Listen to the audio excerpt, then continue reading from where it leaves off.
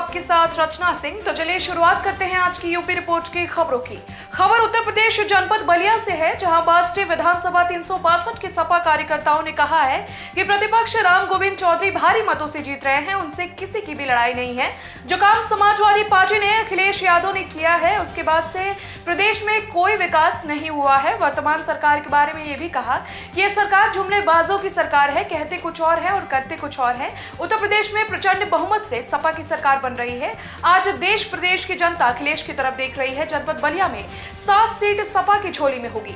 आइए सुनते हैं सपा कार्यकर्ताओं ने क्या कुछ कहा है। देखिए हमारे संवाददाता मोहम्मद सरफराज की रिपोर्ट। निषाद बिरादरी जो है, हमारे कौन नेता जो हैं गठबंधन किए हैं भाजपा से, डॉक्टर संजय निषाद। संजय निषाद वो बीजेपी के साथ, हाँ बीजेपी के साथ हैं। संजय निषाद आए थे, हमारे माननीय अखिलेश जी की हैं और अखिलेश जी से बात रखे, अखिलेश जी उनकी बात नहीं माने। वो संजय निषाद जो हैं वो चले गए हैं भाजपा में और निषाद को बेचने का काम कर रहे हैं, पैसा ले रहे हैं। हमारे बांसडी विधानसभा में 2 लाख रुपया टिकट के लिए लिए हैं और 1 लाख रुपया ये कमल फूल के निशान के लिए हैं। यही उनका प्रगति है और निषाद का यही है। निषाद लोगों को ये बेचने का काम कर रहे हैं। 28 फरवरी को प्रधानमंत्री का आगमन होने जा रहा है बलिया, और इसमें आज बीजेपी के लोग कर रहे हैं कि इस विपक्षों का सुपड़ाव खत्म हो जाएगा और सातों सीट पे जो है बीजेपी अपना परचम जनपद में लहराएगी। इस पर क्या कहेंगे? सुनिए, जो हमारे माननीय प्रधानमंत्री जी, जो देश के प्रधानमंत्री होते हुए भी झूठ बोलने का काम कर रहे हैं, ये भाजपा जो कर रही है, ये हमारे 7 विधानसभा जो है सपा के जीत रहा है और बीजेपी के सुपड़ा समाप्त हो रहा है, हो गया। और चलिए, समाजवादी पार्टी गुंडों की पार्टी है, लोग बता रहे हैं। देखिए, ये समाजवादी पार्टी गुंडों की पार्टी नहीं है।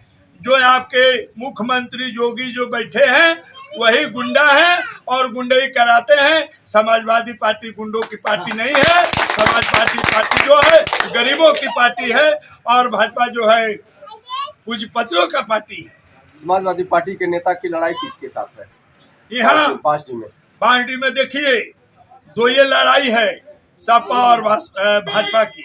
बाकी जो हमारे पार्टी हैं छोटे छोटे, हमारे पुरनिया कहते थे कि बड़ी मछली छोटी मछली को खा जाती है, उसी तरह से ये 2 पार्टियां का आमने सामने लड़ाई है और ये 2 मछली बड़ी है।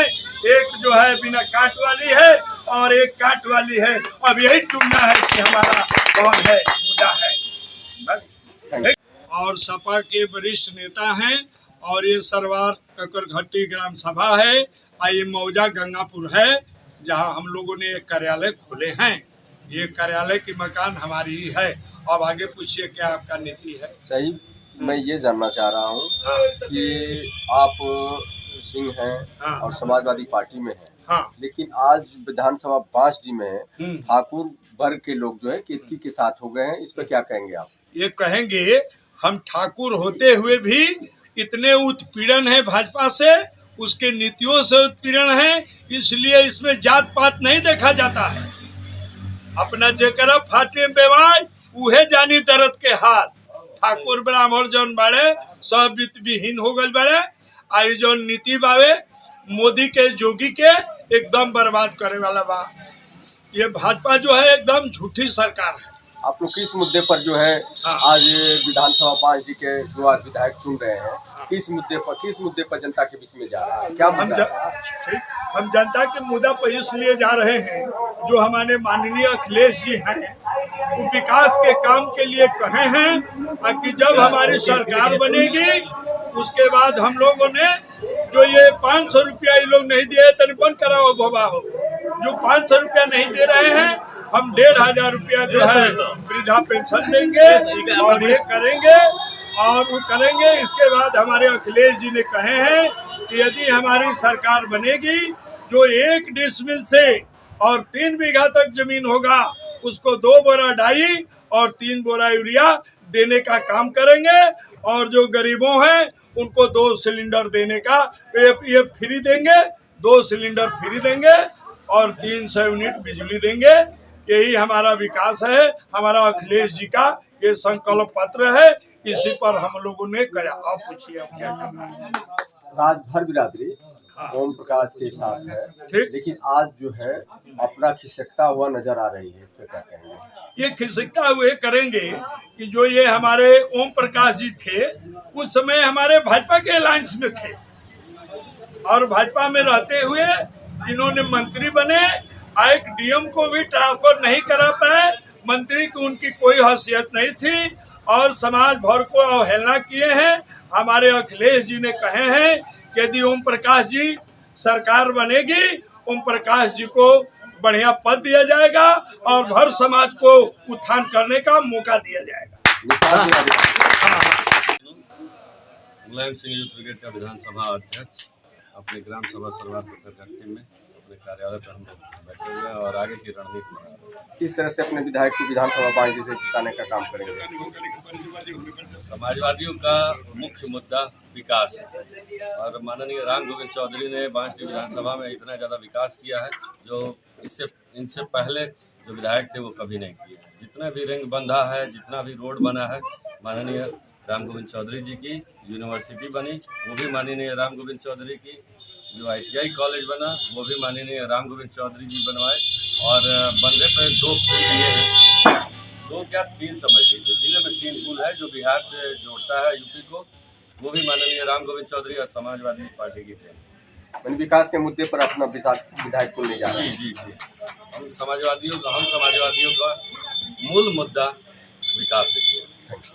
कासगंज में सदर कोतवाली के गांव भैंसोरा खुर्द में कल रात को मृतक दिव्यांग होरीलाल अपने खेत पर सो रहा था। देर रात को उसके अज्ञात नामक लोगों ने धारदार हथियार से गला रेतकर हत्या कर दी थी। पुलिस को जब इस घटना की जानकारी मिली तो पुलिस अधीक्षक सहित पुलिस बल ने मौके पर पहुंचकर निरीक्षण कर हत्या का खुलासा करने के लिए पुलिस कप्तान ने 3 टीमों का गठन किया। पुलिस ने हत्या की गुत्थी को आखिरकार 24 घंटे के अंदर सुलझाकर हत्यारे को गिरफ्तार कर गहनता से पूछताछ की है।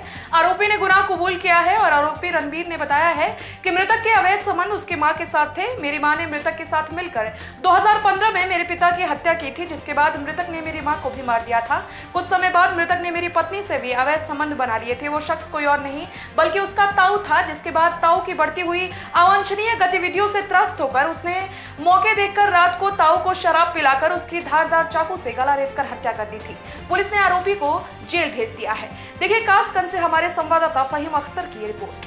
क्या पूरा मामला? ये 2 दिवस पहले थाना कासगंज में ग्राम भैंसोरा पड़ता है, वहाँ पे एक व्यक्ति की डेड बॉडी पुलिस को प्राप्त हुई थी और इसी पे डॉग स्क्वाड और बाकी पुलिस टीम द्वारा अधिकारियों द्वारा मौका मुआयना किया गया। जितने भी मौके से साक्ष्य मिल सकते उसको कलेक्शन उसका किया गया। इसमें 3 लोगों को घर वालों ने नामजद किया था, परंतु पुलिस ने अपनी सूचना और सारे CDR कॉल डिटेल्स के आधार पे जो मृतक है उसका जो भतीजा है उसको गिरफ्तार पुलिस ने किया। पूछताछ के दौरान उसने अपना जुर्म कबूला और ये बताया कि जो मृतक है इसके पत्नी के साथ और पूर्व में इसकी माता के साथ भी संबंध रह चुके हैं और ये किसी न किसी माध्यम से उसको परेशान भी करता था। इसी गुस्से को लेके, क्रोध को लेके उसने इसकी हत्या कर दी चाकू से।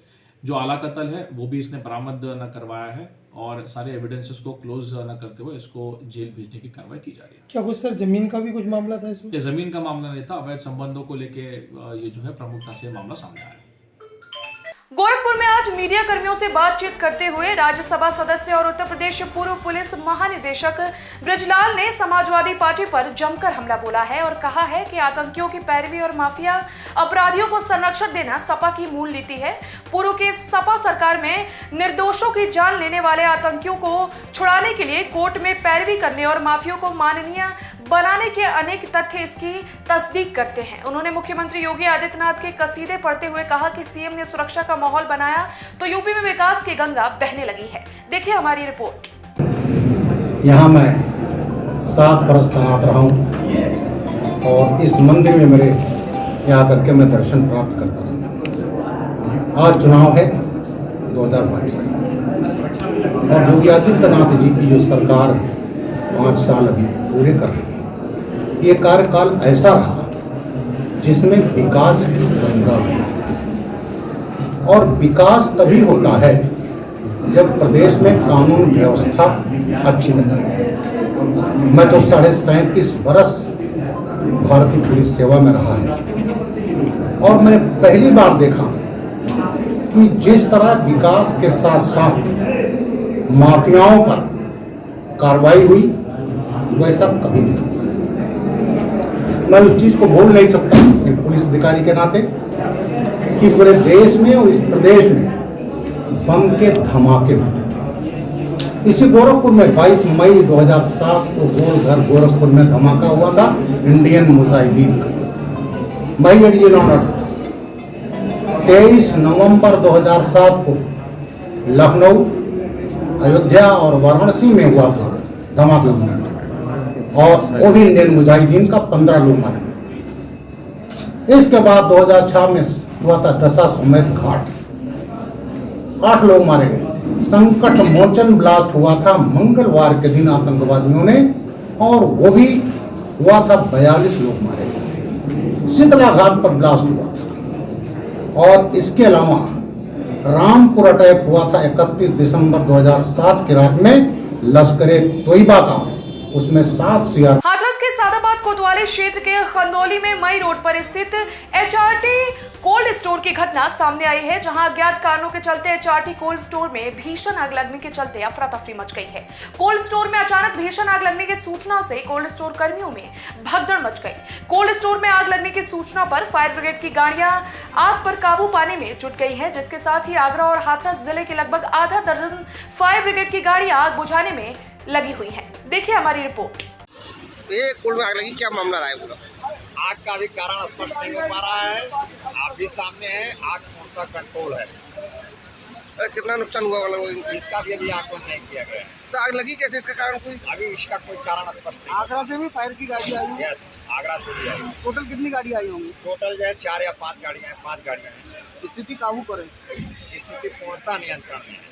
खबर संत कबीर नगर से है, जहां पर धनगढ़ थाना क्षेत्र के हैसर एसबीआई बैंक में तैनात सुरक्षा गार्ड से बंदूक से अचानक गोली चल गई, जिससे बैंक में आए 2 पुरुष और एक महिला गंभीर रूप से घायल हो गए हैं। बैंक कर्मियों ने आनंद फानन में एम्बुलेंस को बुलाकर घायलों को जिला अस्पताल के लिए रवाना कर दिया। सूचना पर पहुंची पुलिस मामले की जांच पड़ताल में जुट गई है। देखिए हमारे संवाददाता सदर आलम खान की रिपोर्ट। क्षेत्र के अंतर्गत एसबीआई हैसर बाजार में बैंक के सुरक्षाकर्मी केसस से 3 व्यक्ति घायल हो गए। घायलों को तत्काल नज़दीकी सीएससी हैसर मलौली पहुंचाया गया और जिसमें एक व्यक्ति के चोट की गंभीरता को देखते हुए डॉक्टरों द्वारा जिला अस्पताल के लिए रेफर किया गया है और 2 व्यक्तियों का स्थिति सामान्य है और इसमें अग्रिम विधि कार्रवाई की। बैंक में जब मैं वहाँ खड़ा था, पैसे निकाल के बाहर खड़ा था, वहाँ अचानक गोली आई। पता चला बाद में गार्ड के रिवाल्वर से गोली चली। अब कैसे चली कैसे नहीं चला वो पता नहीं। आप क्या करने गए थे वहाँ पे? पैसे निकालने का था। कहाँ से रहने वाले हैं आप? मैं तो गालीपुर। एकदम साइड पैसे है। हाँ बाहर सर, हम क्या करें, इनके अलावा हमारा कोई नहीं, कुछ नहीं सर, कुछ नहीं हुआ है। पता नहीं क्यों मारे गोली। गोली कौन मारा? गोली कोई कार ने मारा है साला। आप कौन है जिनको गोली लगी है? ये हम उनकी पत्नी है। आपके नंबर बैंक पे क्या करने गई थी आप? हम लोग लिंक करवाने गए थे पासबुक। निधि पांडे हमारे भाई सारा कोई नहीं है, खाली हमारे 5 बेटी है, हमारे कोई इनके अलावा हमारे कोई बेटी है, 5 से आगे लड़के बताइए। ये क्या मामला है जो हॉस्पिटल पे भारी संख्या में पुलिस बल तैनात था? ये 3 लोग को लाया गया था, जिसमें से एक रघुनाथ पांडे थे, एक जोकू प्रसाद थी, एक देवंती देवी। रघुनाथ पांडे को जैसे लोगों ने बताया था कि किसी हथियार से जो है ये बंदूक से गोली लग गई थी और बाएं बाजू में और बाएं तरफ कंधे की तरफ जो है गोली छर्रे के निशान थे, जिनको प्राथमिक उपचार करने के बाद जो है जिला अस्पताल रेफर कर दिया गया है। सर नाम क्या है आपका? डॉक्टर यासिर खान। फिलहाल यूपी रिपोर्ट की खबरों में मेरे साथ बस इतना ही। चैनल के लेटेस्ट अपडेट के लिए बने रहिए हमारे साथ और देखते रहिए इंडिया रिपोर्ट।